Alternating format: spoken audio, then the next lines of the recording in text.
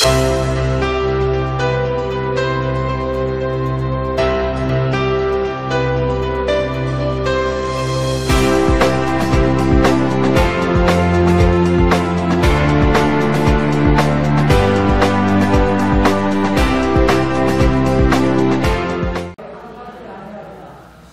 포도주를 낡은 가죽 부대에 넣는 자가 없나니 만일 그렇게 하면 새 포도주가 부대를 터뜨려 포도주가 쏟아지고 부대를 버리게 되리라. 같이요. 묵은 포도주를 마시고 새 것을 원하는 자가 없나니 이는 묵은 것이 좋다 함이니라. 아멘. 하나님은 생명의 하나님이십니다. 할렐루야. 예. 우리의 근원이 하나님이시죠. 우리의 출발이 하나님이시고 또 우리의 오메가가 마지막이 마침이 하나님이 되신다. 그렇기 때문에 우리의 삶은 하나님 안에서 살아가는, 하나님 안에서 거하는 삶을 살아야 되는 거예요. 예. 우리는 다 본래 죄인인데 죄인이기에 우리가 온전치 못한 그런 심령들이 하나님 앞에 딱 갈 수가 없어요. 하나님은 생명이시잖아요. 하나님께는 영원히 사는 길이 있잖아요. 예? 그런데도 불구하고 인간은 살고 싶어도 살 수가 없어요. 왜? 하나님 앞에 나갈 수 있는 길이 없으니까. 그죠? 왜? 죄인이라서. 죄라는 것이 이때 당시에 사람들은 죄인들 그러면 거의 전염병 걸린 사람들처럼 쳐다봐요. 요즘 뭐 코로나 한번 걸렸다가 완치받은 사람들이 괴롭다고 그래요. 네. 왜냐하면 자기를 그렇게 낙인을 찍는다는 거예요. 코로나 또 네. 그 속에 이렇게 있어서 언제 또 드러나서 전염시킬지도 몰라 이러면서 네. 전염병자를처럼 이렇게 요즘 취급받는 것에 대해서 굉장히 스트레스를 많이 받는 거예요. 아팠던 사람 위로해주고 보듬어주고 또 이렇게 용기 좀 주고 힘을 줘야 되는데 그러지 못하니까. 왜? 죄인들이라 계속 뭐예요? 판단하고 비방하고 정죄하고 그게 일이거든요. 네. 그러면서도 불구하고 내가 죄인임을 별로 깨닫지 못하는 사람들이 되게 많아요. 이때 당시에 사람들이 그랬다는 거예요. 바리새인이고 여기 사두개인들이고 또 여기 율법사들이 예수님 앞에 왔잖아요. 근데 이런 사람들이 계속 예수님께 대하여 비방을 하는 거예요. 예수님의 제자들을 비방하면서 예수님을 비방하는 거죠. 어떻게 예수님을 비방할 때 비방하는 그 말이 뭐냐면 어떻게 당신은 저들이 죄인인 줄 알면서 저들과 함께 먹고 함께 마시느냐. 원래 유대인들은 절대 죄인들과는 겸상을 안 해요. 절대. 결코. 그럴 일이 없어요. 왜냐하면 그들과 함께 식사를 한다라는 건 무슨 뜻이냐면 내가 너와 같은 동류라는 거예요. 동류. 동일한 나도 죄인이라는 거예요. 그렇기 때문에 죄인들과 함께 식사하는 것조차도 꺼리는 거예요. 또 함께 있으면 전염된다는 거예요. 그래서 같이 있는 걸 꺼리고 그들과 가까이 가는 걸 꺼리고 그래서 그들을 정죄하고 비난하고 비판하고 그러면서 그러잖아요. 그들은 나는 의인이라는 거예요. 내가 일주일에 3번씩 금식하고 그리고 내가 하나님의 성전에 올라가서 또 3번씩 최소한 3번씩 가서 기도하고 그리고 내가 굳이 하기에 부족함이 없는 사람이라는 거예요. 열심히 했다는 거예요. 그러니까 나는 의인이라는 거예요. 그리고 나는 성전을 중심으로 살아가고 있고 그러면서 하는 얘기가 뭐예요? 나는 저 세리와 같지 않대. 나는 저 죄인들과 같지 않다는 그러면서 뭐예요? 비난을 하고 비판을 하는 거죠. 성경에서 말하고 있는 죄인이라는 거 사람과 사람 사이에서 말하는 죄인이라는 의미가 아니에요. 적어도 로마서, 갈라디아서, 에베소서는요 바울이 이렇게 죄인에 대해서, 죄에 대해서 얘기한 것은 사람 대 사람과의 관계 속에서 그런 행해진 죄를 얘기하자는 게 아니에요. 그건 뭐냐면 하나님과 나와의 관계 속에서의 단절을 얘기해요. 단절. 벽이 쳐진 거예요. 단절. 네? 인간이 그런 거잖아요. 죄가 있으니까 하나님부터 단절된 상태에 있는 거예요. 그럼에도 불구하고 잘 모르는 거죠. 내가 죄인인지. 하나님 앞에 가지도 못하니까, 내가 얼마나 또 어두우니까, 그죠? 내가 얼마나 더러운지 내 몸이 보이겠어요? 빛이 없으면? 그렇잖아요. 빛이 없으면 내가 내 몸에 무엇이 묻었는지, 내가 안 씻고 다니는 것이 정말 내가 얼마나 추접스러운 건지 몰라요. 빛이 없으면. 근데 성령께서 비춰주시잖아요. 그죠? 조명해 주셔요. 말씀을 통해서 죄에 대해서, 의에 대해서, 심판에 대해서 깨닫게 하시는 거예요. 죄라 하면 너희가 나를 믿지 않냐며, 의라 하면 내가 아버지께로 가미라는 거예요. 심판에 대하여 이 세상 임금이 벌써 심판을 받았다는 거죠. 너희가 나를 믿지 않는 게 죄라는 건 뭐냐면, 우리는 다 죄인인데 의는 없나니 하나도 없는 존재인데, 예수를 믿지 않으면 이 죄 문제를 해결할 길이 없는 거예요. 방법이 없는 거예요. 그래서 죄라는 건, 내가 죄인이라는 건 하나님과 나와의 관계 속에서의 단절을 얘기하는 거예요. 그렇기 때문에 내가 사람에 대해서 자꾸 판단하고 비판하는 건, 그건 뭐냐면 내가 익숙한 행위가 다른 사람에게서 보이거든요. 정말 그래요.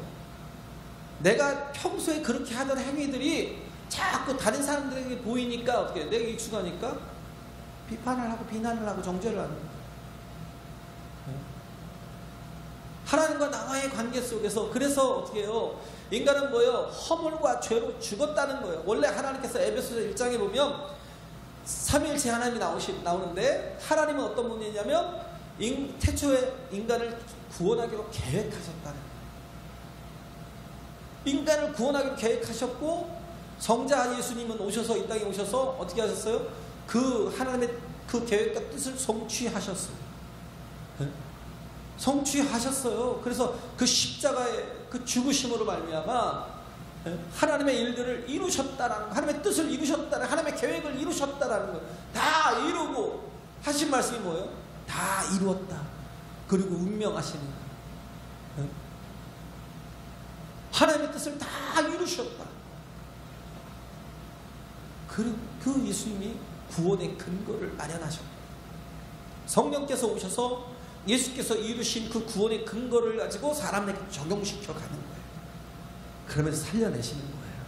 할렐루야. 네?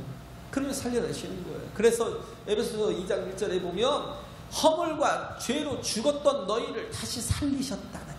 누가? 예수께서. 예수가 아니면,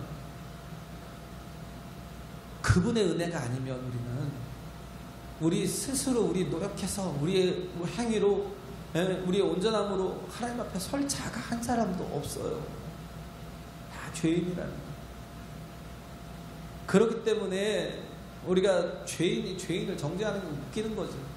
그죠? 그래서 나온 용어가 정죄예요. 정죄. 자꾸 죄 정죄하는 것이 뭐예요?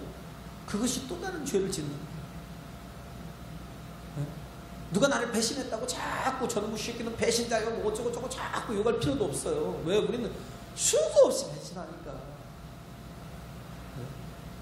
사람들뿐만 아니라 하나님까지 수도 없이 배신하는 게 나니까. 배신했다고 뭐라고 할 필요가 없어요.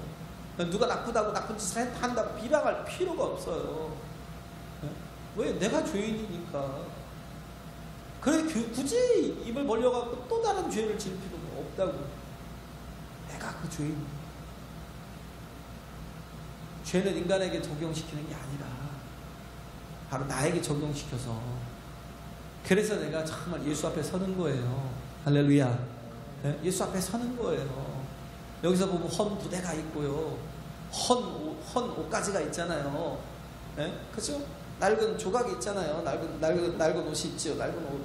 이건 뭐예요? 율법이라는 거예요. 율법은 어떤 법이냐면 예수께서 오실 때까지 죄인들을 어떻게든 뭐예요? 임시 처방해 주는 거예요. 네?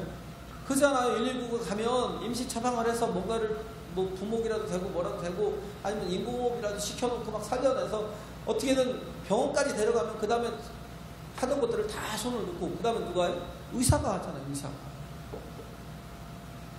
그 다음은 의사가 해서 살려내는 거예요. 근데 그런 임시 조치를 하는 게 그 율법적인 기능이라고요. 예수님이 오실 때까지 기다리는 거예요. 네? 그래서 예수님이 오시면 그 다음부터는 예수님이 하시는 것이다. 그렇기 때문에 예수님은 어떤 분이에요? 죄인을 찾아오신 분이에요. 죄인을 찾아서 구원하시려고 이 땅에 오셨다고요. 할렐루야. 네? 그러니까 예수님은 어떻게 해요? 죄인을 찾아서 만나기에 적극적이신 분이 예수 그리스도예요.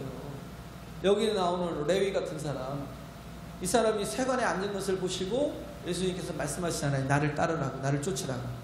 네? 그럴 때 이 사람은 어떻게 했어요? 저가 모든 것을 버리고 일어나서 쫓으니라 그랬잖아요. 원래 세리가 나라가 이제 어떻게 보면 세 군데로 나눠져 있어요. 하나는 원래는 이렇게 빌라도가 다 다스리는, 총독이 다스리는 그 자리였는데, 빌라도가 다스렸는데 하나는 유대 지방이 있고, 하나는 갈릴리 지방이 있고, 하나는 그 시리아 지방이 있어요. 이건 이방인의 땅이. 그 세 군데로 나눠서 분봉왕이 있어요. 그 중에서 헤롯 안티파스가 이렇게 다스리는 이 갈릴리 지방에 있는 세리들이 제일 지독했어요. 여기 지금 이 사람이 세관 앉았잖아요. 이 사람이 제일 지독한 인간이에요. 아주 죄인 중에 죄인이에요. 민족의 반역자예요. 아주 매국노예요. 네? 그런데 예수님이 이 앞전에서 중풍병자를 고치고, 그때 고칠 때 뭐라고 그랬어요?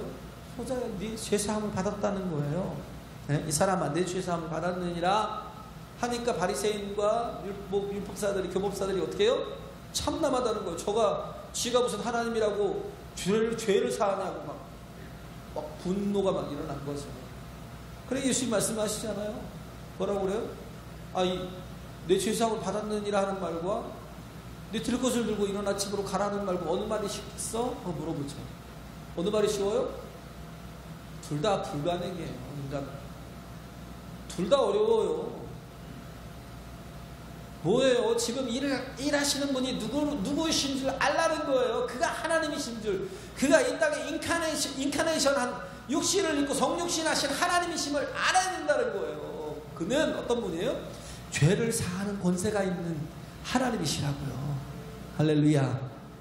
그리고 그 죄사함의 권세를 결국은 뭐예요? 우리에게 죄사한 그 권세를 살리시기 위해서 십자가를 지시잖아요. 나중에 이것 때문에 예수님이 십자가를 죽으셨고, 나중에 또 하나가 뭐예요? 성전을 헐라. 이건 뭐 만약에 예수님이 아니고 다른 인간이 했으면 벼락 맞아서 바로 돌 맞아서 죽었을 텐데, 이 성전을 헐라는 거예요. 근데 이 사람들은 깨닫지 못하는 거죠. 무슨 말인지. 그러니까 막 참담하다고 어디서 막 네가 하나님의 그 성전을 감히 헐으라고 하냐고.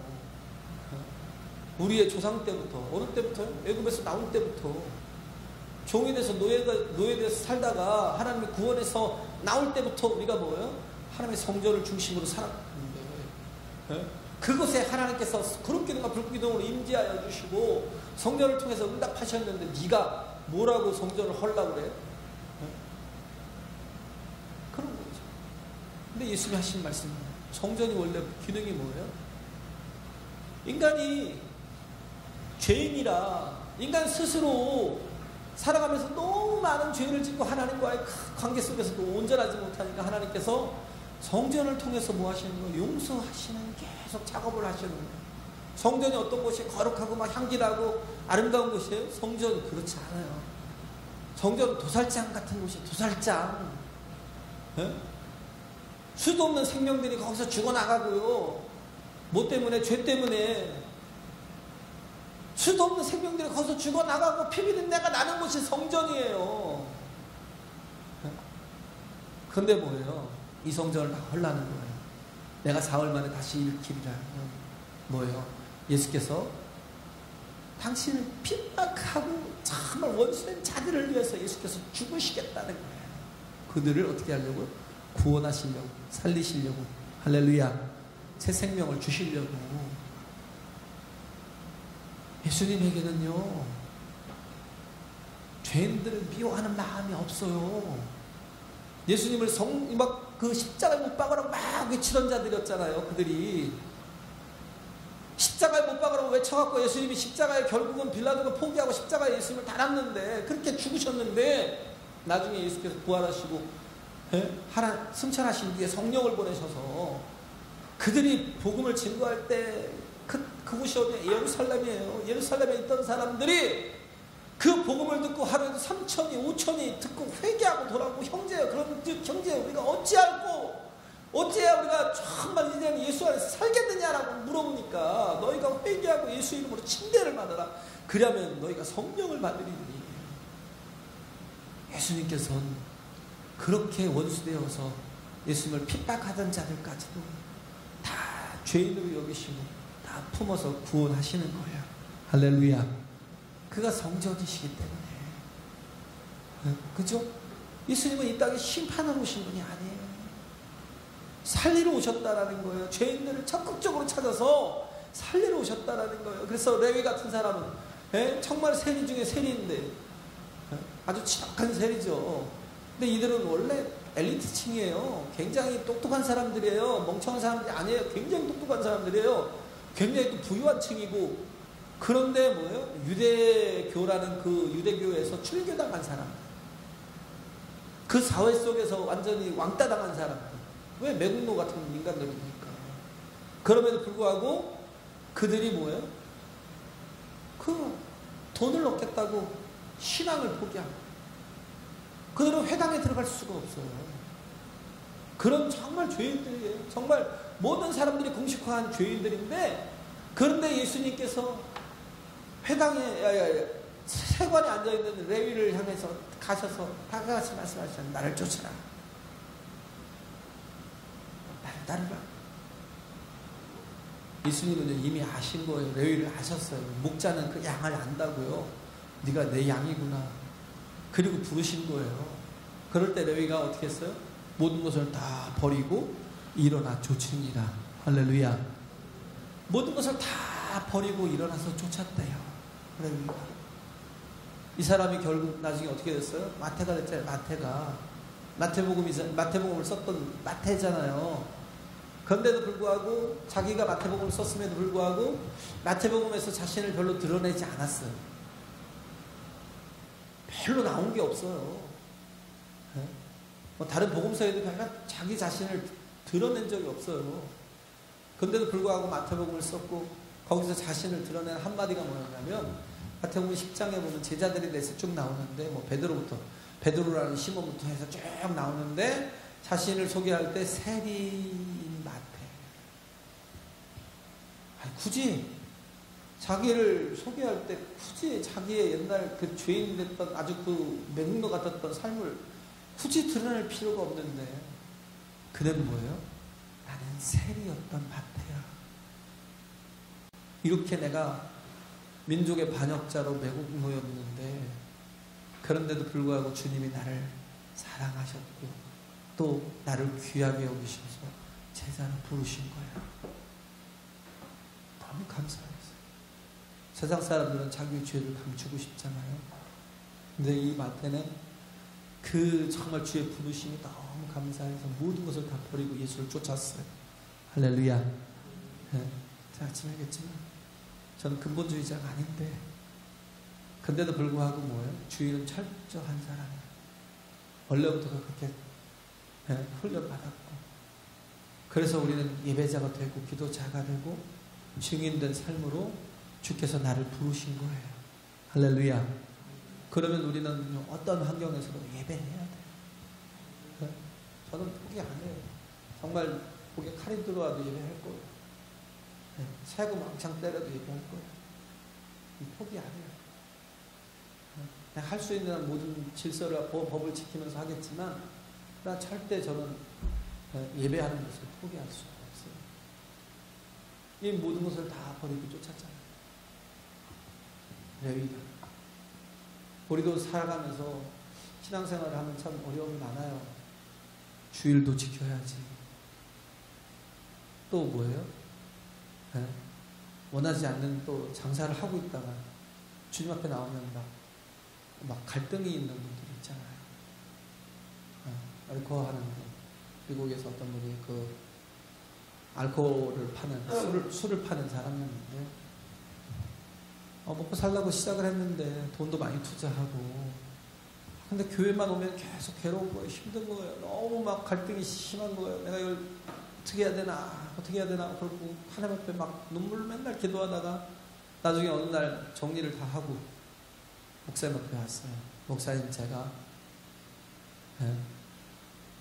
여기 와서 엄청나게 고생해서 번 돈을 투자해서 그 술집을 열었지만 근데 제가 도대체 신앙 양심상 더 이상은 할 수가 없을 것 같아서 어제 문 닫고 오늘 이렇게 새롭게 살려고 목사님께 왔습니다. 그러니까 목사님 깜짝 놀랐어요. 그럼 무슨 일을 하시려고요? 딜러 하려고요. 자동차 딜러 하려고. 40대 중반에 뭐 쉽지 않잖아요. 그것도 새로운 직장으로 해서 직장 찾아서 일하는데 딜러 하기로 했다고. 좀 어렵겠지만 예전보다 사는 게 혹 10분의 1도 안 될 수도 있겠지만 그러나 저는 기쁘다. 이 일이 기쁘다. 우리는요 성도라고요. 성도. 할렐루야. 우리는 분명히 해야 되는 거예요. 하나님 앞에서. 제가 알겠잖아요. 우리가 정말 구원을 받고 변화를 받고 우리가 거듭났으면 그 다음은 뭐예요? 우리가 정신세계를 잡아야죠. 우리 자신이 기준이 있어야죠. 네? 기본이 잘 닦여 있으면 오히려 하나님이 주시는 기회가 더 많아요. 근데 이 기초가 없으면 불안해요. 하나님께서 내가 이걸 이렇게 막 무리한 걸 자꾸 요구하시나? 나도 먹고 살아야 되고, 나도 정말 어떻게든 살아보자고 하는 건데 하나님께서 왜 자꾸 나에게 이렇게 힘들게 하시나? 그런 생각은. 그러나요, 믿음은요, 어떻게 보면 기초가 잘 닦인 사람은요, 기회가 많다고요. 예를 들어서 그래요. 스키를 타도요, 정말 잘 타는 사람은 기초가 잘 되고 기본이 잘 돼가지고 잘 타는 사람은요, 산꼭대기에서부터 막 스피드를 즐기면서 모든 걸 다 누리면서 다녀요. 그런데 기초가 제대로 안 된 사람은 어떻게 해요? 겨우 100명, 200명 모여있을 공간에서요, 한 1000명이 모여가지고요, 스키 타겠다고 막 사람 지치고 다녀요. 네. 왜? 못하니까. 기초가 없으니까, 기본이 안 돼 있으니까. 신앙이 그래요, 신앙이 기본이 있으면, 기본이 되면, 정말 무한한 그런 기회를 가지고 엄청나게 즐겁게 기쁘게 일할 수 있는데, 하나님께서 주시는 것들을 막 마음껏 누리면서 살 수 있는데, 신앙의 기초가 제대로 갖춰지지 못하면 계속 사람들 속에서 사람들만 치입다니 그냥 거기에서 헤매고 다녀요. 신앙생활도 제대로 못하고 위로 올라가지도 못하고 정말 하나님 주신 그것들을 막 마음껏 누리면서 오히려 더 모험하면서 그렇게 살지도 못하고 약할 수밖에 없다라는 거예요. 공자가 이제 하루는 너무 배가 고픈데 다들 제자들이 배가 고픈데 그 마음을 몰라주고 계속 해금을 타면서 노래를 부르고 있는 거예요. 그러니까 자로라는 그 제자가 그런 거예요. 화가 나가지고 공자님, 군자도 궁핍할 수 있습니까? 군자도 궁할 때가 있습니까? 그러니까 공자가 하는 말이 군자는 항상 궁하니라. 군자는 항상 궁하니라. 그런데 소인배는 조금만 궁해도 흔들림이 심하다는 거예요. 소인배는 조금만 궁해도, 그러니까 자루를 책망하는 거죠. 예? 조금 지금 좀 배가 고프다고 그렇게 흔들리냐는 거예요. 조금만 궁해도 막 그 흔들림이 너무 심하다는 거예요. 예, 그렇기 때문에 우리가 신앙의 기초가 잘 다져지면 어떤 곳에도 흔들리지 않는 기초가 되면 우리는 주님 오실 그날까지 꾸준하게 갈 수 있어요. 할렐루야. 예? 정말 성장할 수 있어요. 여기 마태처럼. 예? 그러니까 정말 죄인이었잖아요. 근데 주님이 정말 죄인인 자신을 찾아오셨다는 게 너무 감사해요. 다 버렸어요. 다 버리고 쫓았어요. 예? 그리고 바로 한 게 뭐냐면 잔치를 벌였어요. 잔치를 벌인 이유가 뭐예요? 나는 이제 새로워졌다는 거, 새 사람이 됐다는 거. 나는 이제 새 길을 택했다는 거. 난 더 이상 세리로 난 살지 않고 난 주님을 쫓겠다라는 거. 그래서 친구들을 다 모아놓고 잔치를 했는데 그 친구들이 뭐야? 다 세리고 죄인들이다. 그러니까 막 핍박하는 거죠. 바리새인들이. 아니 예수님이 저 사람들이 누군지 뻔히 알면서 저런 죄인들과 같이 먹고 마시냐. 예수님이 하시는 말씀이 뭐예요? 멀쩡한 사람한테 의원이 필요하겠니? 병든 사람에게 의원이 필요하지. 내가 온 것은 죄인을 불러서 회개케 하라고 온 거야. 나는 죄인에게 필요한 존재야. 그렇기 때문에 내가 뭐예요? 내가 안 가면 죄인들이 하나님과 화목을 이룰 길이 없으니까. 그래서 예수님은 적극적으로 잃어버린 영혼들을 찾아가시는 거예요. 그러니까 또 하는 말이 뭐예요?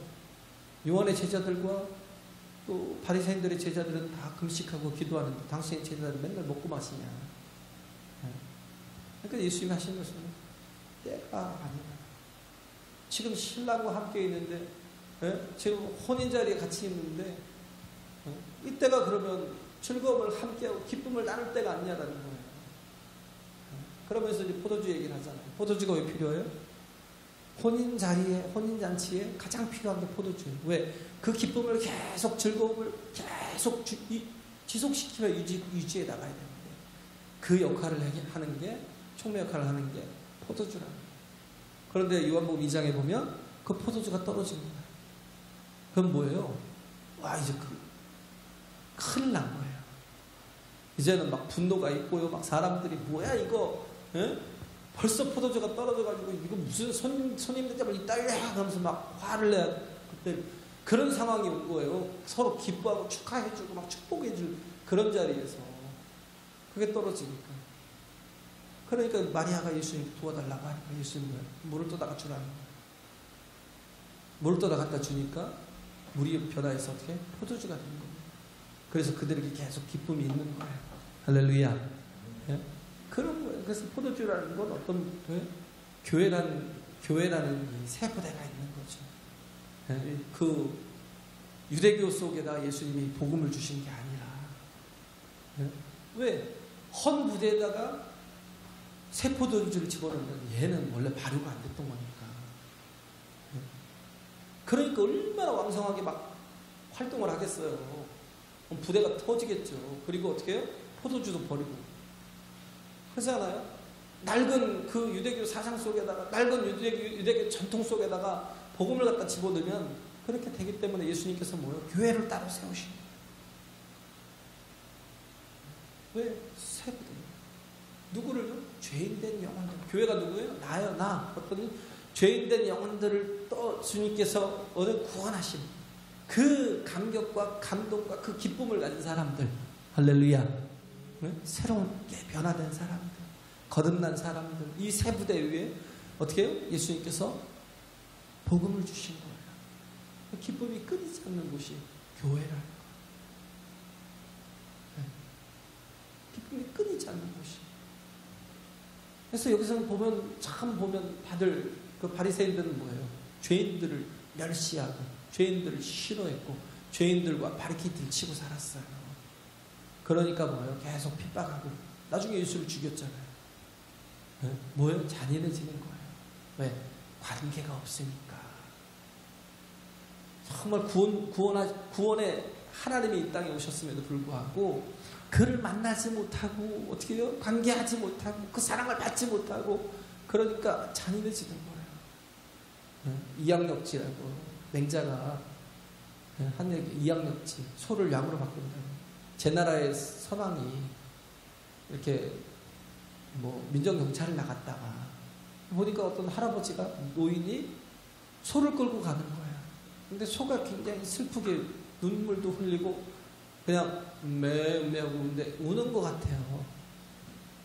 너무 가슴이 막 짠해지는 거예요. 그래서 자네 이 소를 끌고 어디로 가나 그랬더니 지금 종을 이렇게 만드는데 거기에 이제 소의 피를 섞어서 왜 섞는지 모르겠어요. 섞어서 그 종을 만들고 이 소는 제물로 드릴 거야. 근데 가만히 보니까 너무 불쌍하거든요. 왜? 만났으니까 관계를 그 눈물을 보고 이미 관계가 된 거예요. 이미 마음이 찐한 거예요. 그래가지고 어떻게 했겠어요? 그 소를 잡지 말게. 그러니까 신하들이 그러고 지금 종만 들어야 되는데 그럼 소를 안 잡으면 어떻게 합니까? 양으로 대신하게. 양으로 대신하라는 거예요. 거기서 맹장하는 얘기가 그거예요. 소나 양이나 다 같이 불쌍한데 그잖아요. 그 생명을 죽여야 되니까. 근데 소는 살리고 왜 양은 또 애꿎은 양은 또 다시 소가 죽어야 될 그 자리에 가서 죽어야 되냐고요. 왜 그러겠어요? 소는 만났잖아요. 관계가 있잖아요. 그 불쌍함을 느꼈잖아요. 그러니까 불쌍한 거고요. 양은 뭐예요? 그냥 개념 속에 있는 거예요. 만난 적이 없으니까. 관계를 안 했으니까. 바리새인 같은 사람들이 다 그렇다고요. 그 죄인들 불쌍히 여겨서 만나면 보면 그게 불쌍히 여겨지고 그들이 치근해지고 그들에게도 또 뭔가 돌이킬 기회를 줄 수 있는 어떤 방법을 찾으려고 노력할 텐데 근데도 불구하고 안 찾는 게 뭐예요? 관계를 지들이 끊으니까. 히틀러 얘기했잖아요. 히틀러가 왜 잔인했어요? 그가 직접 아우슈비츠 가서 그 학살의 현장을 봤으면 멈추겠을지도 몰라요. 그냥 한 가족이, 일가족이 막 발들들 떨고 있고 그 이쁜 애기들이 막 죽음 현장에서 막 사라진다 그러면 그 막 공포에 떠는 막 눈물을 흘리고 그런 사람들을 직접 봤으면 아마 히틀러가 그렇게 막 명령을 못했을 거예요. 죽여라 그러고 자기의 그 사인을 다 하지 못했을 거예요. 근데 안 봤으니까. 그들은 뭐 그냥 개념 속에 있는 거예요. 개념 속에. 저들은 원래 나쁜 놈들이야. 원래 사채업 하면서 그 선량한 사람들 피만 빨아먹고 사는 저런 나쁜 놈들은 자꾸 우리 피가 저들과 섞이면 안 된다는 거예요. 왜? 우리는 알리안주의잖아요. 알리안 저기잖아요. 혈통을 갖고 있기 때문에. 좋은 우성의 혈통을 갖고 있는데 참 열성의 혈통을 가진 것들이 와가지고 자꾸 피를 썩는다. 그래갖고 저것들은 다 죽여야 된대. 그런 어떤 생물학적인 신봉이 있어요. 저것들은 다 죽여야 된다. 그래서 뭐예요? 또 나중에 보면 그 공장을 만들었잖아요. 아이 낳는 공장. 여자들을 다 모아가지고 막 참여케 하고. 우리 저 알리안 저 혈통을 막 우리가 확산시켜 나가자. 전 세계까지 뻗쳐 나가자. 그래서 거기서 자원해서 막 들어온 아가씨들이 얼마나 많은데 내가 하겠다고. 그런 이상한 짓을. 그래서 아이 낳는 공장을 만들어버렸어요. 그런 짓까지 했어요. 근데 그런데도 불구하고 막 그 사상에 빠졌거든요. 그렇게 하다가 나중에 아이를 낳고 아이를 뺏기고 하다 보니까 거기서 막 이게 여자들이 현실을 깨닫고 자괴하는 거잖아요. 근데 그 병사들은 왜 그랬겠어요? 자기들은 보지만 어떻게 해요? 군대에서 군사잖아요. 군인이잖아요. 근데 명령에 살고 명령에 죽어야 되니까 어떻게 해요? 시키는 대로 할 뿐이라는 거예요. 내가 이 사람들을 내가 다 죽이지만 그러나 이건 내가 죽이는 게 아니야. 나는 그냥 시키는 대로 할 뿐이지 히틀러가 다 죽이는 거야. 그렇게 하는 사람이 관계를 하지 못하면요. 서로 사랑의 관계를 나누지 못하면 어떻게 해요? 잔인해져요. 남들을 계속 정죄하고 판단하고. 그런데 정말 악한 사람이라도 내가 만나보고 내가 함께 하면요. 정말 그 마음을 좀 들여다보고 하면 어떻게 해요? 불쌍히 여기는 마음이 생겨요. 안타까운 거죠. 그래서 우리 예수님께서 우리에게 뭐예요? 다시 복음을 주신 거예요. 우리를 하나님과의 관계로 세우시고, 할렐루야. 네? 모든 사람들에게 축복의 통로로, 구원의 통로로, 생명의 통로로 정말 쓰임받게 하기 위해서 우리를 부르신 거예요. 우리가 이 복음을 가지고, 네? 정말 이 복음이라는 세포도주를 가지고 이 생명력을 가지고 많은 영혼들을 살려내는 저와 여러분 되시길 간절히 바랍니다. 찬양하겠습니다.